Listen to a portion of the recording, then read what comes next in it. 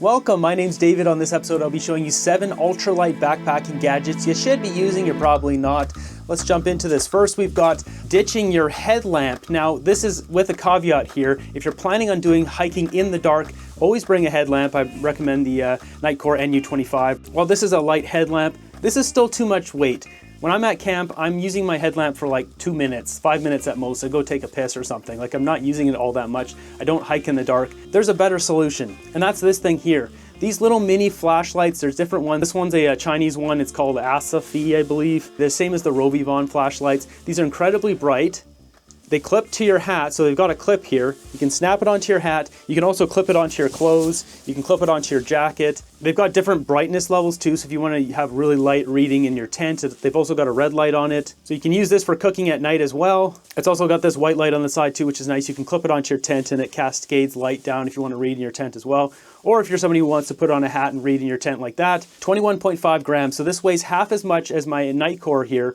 More than half as much, but this is so small that I usually keep it in a pocket on my jacket, so I always have it. Because when it comes to my headlamp, whenever I need it, it's like buried deep in my backpack, and then I don't go using it, and then maybe I twist my ankle or almost twist my ankle, and I'm like, dang it, I should have gotten my headlamp. By having this just being so small, I'm always know it's in my pocket here. I always have it when I need it, and it weighs nothing and it gets the job done. For me, when I'm backpacking now, this is the only headlamp I'm bringing, unless I'm planning to do some really long day. I'll know I'll go into the night. Ultralight trekking poles. A lot of people are using trekking poles you get from Costco or wherever else. They're pretty heavy. The reason you want to be using ultralight trekking poles like these are the Fizen, these are 158 grams, the world's lightest aluminum trekking pole. These are brand new ones that come from Aojoni. These are the trekking pole 120. These are fixed length trekking poles. You can't extend the length higher or lower. You have to buy the size that's perfect for you. These are carbon fiber. These weigh even less than the Fizen aluminum ones. The reason why you want to be using super light trekking poles, it's just like if you put ankle weights on your wrists and start walking around.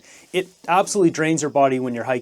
So the lighter your trekking pole is, because it's something that extends from the length of your arm when you're hiking, the less fatigued and exhausted you'll be. Now the key here is to get ones that are strong enough that they're not going to snap or break. I can strongly vouch for these Fizen ones. I've used these on numerous dozens and dozens of hikes. I have dozens of adventure videos where I've used these trekking poles. I'm testing out these ones now, so I don't know if these are great or not yet, but stay tuned. Next up is tent stakes. Now if you're already in the ultralight world, you'll already be doing this. The MSR groundhogs, the mini ones and the large ones, you'll do 3 or 4 of the big ones and 3 small ones. That gets your tent set up easy peasy. But there's also this option here. This is a tent peg used for platforms. So if you're someone who camps a lot on wooden platforms, which would usually be off a trail in a national park or wherever, these are actually lighter than both of these. So the big groundhogs weigh 14.5 grams. The smaller one weighs 9.6 grams. And these ones only weigh 8.1 grams, so they're actually lighter. Not only that, but the point of these is you slip them between wooden boards, you rotate them, and then you can attach your tent to the holes. And if you're in a pinch, you could use these in the backcountry. You could tie them around a tree and use this to hook it on itself. There's multiple ways. You could bury this down and do little rock, big rock, and put some rocks and get that to hook on there. I would only bring these if you know you're going to be camping on a wooden pad, but if you're someone who camps on wooden pads, check these out. Next up is backcountry security. Now, most people are bringing bear spray, which is great, and even better if you carry a knife, because then you've got your secondary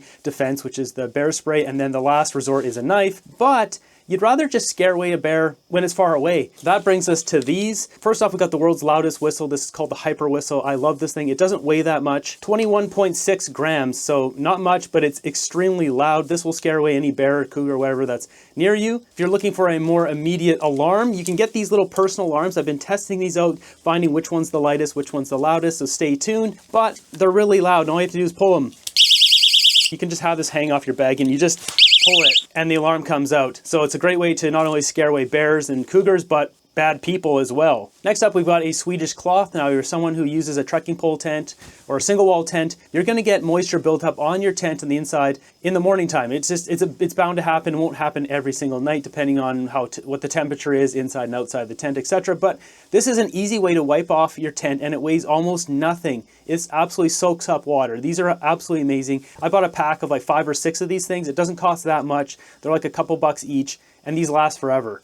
It weighs 9 grams, so highly worth it for 9 grams. Next up is a problem I see so many people making, including YouTubers. They'll carry water on the outside of their bag like this, but there's too many times, too many stories I've heard. I've got a good friend who's had a problem like this where he was up on a big mountain, he took a big step over a rock and his water bottle shot off the side of his bag like this, off the mountain. It was a hot day, 30 degrees, he had no water. This is a problem that comes from experience when you do more advanced stuff, when you have bigger steps, more dangerous stuff, more exposure. But really, every hiker should be protecting their water. Now, if you want to keep your water on the side of your bag like this, you should be investing in one of these. They only cost a couple bucks. I've got 4 different ones here. What these are just little rings that hook onto your water bottle. Like this one here, you can see it's hooked on. If you try to take this out, you can see here it's attached. First off, it prevents it from falling out, but it is technically possible to get it out. So say if you hit a rock and it fell out, you're not losing your water. This is so important because if you run out of water, you die. Not only that, it comes with a clip here so you can detach it. It's not like it's permanently attached there, but it's just a safety mechanism to not lose your water. So the different designs there, that one there is the same as this one. It's just a clip. It comes out and then this just expands and goes around your water bottle and then just clips on. And then there's a clip here. And that just snaps on. There's actually Velcro there too. That just snaps over whatever you're putting it over. This one here is a simpler design. It's just silicone, just slides over, and then it's got a carabiner. Same thing goes for this one, just a different color. This one's a bit of a different design. You can see here it's a thicker silicone tab with a thicker carabiner. So I'll link these up in the description down below, but I highly recommend if you're carrying your water on the side of your bag like that, which I don't personally do, but if you like that style, definitely protect your water with a clip. Number 7, as we're getting to the winter season here, heated socks, and not even just heated socks, I've got heated gloves and a heated vest. If you're someone who has really cold hands or feet like me, I always just wear these heated socks. I actually wear these at home when it's freezing cold at home too. But going out into the snow, heated socks, just put them on low, have them run for 6 hours. My feet are never getting frozen. It's just so much more comfortable hiking with socks that actually have heat coming out of them. So how it works is you've got battery banks that stick out of here, you charge them up, you hold the button here, it turns on, and you tap it a few times, and off you go. Great invention, perfect for winter. And a final bonus one is the jacket I'm wearing. I'll be the first to say it. This is a very expensive jacket. This is the Black Diamond Down Deploy hoodie. This just came out. It's the world's lightest hoodie. This thing weighs so little that when you hold it, you barely even feel that you're holding it. The reason I got this is because I'll bring it on every single backpacking trip, whether it's winter, fall, or summer. It doesn't matter. That way I always have a warm layer. I'm currently testing this outside in the winter right now. Spoiler alert, it's fantastic. Aside from that, I won't give any more review on this because I haven't properly tested it yet, but it is on sale for Black Friday currently. So if you want to pick one up, there's a good sales on these, which I unfortunately did not get partake in. If you found this video helpful, be sure to subscribe. If you want to check out some adventure content to see what I'm doing with all this gear, I post those videos as well. See you on the next one.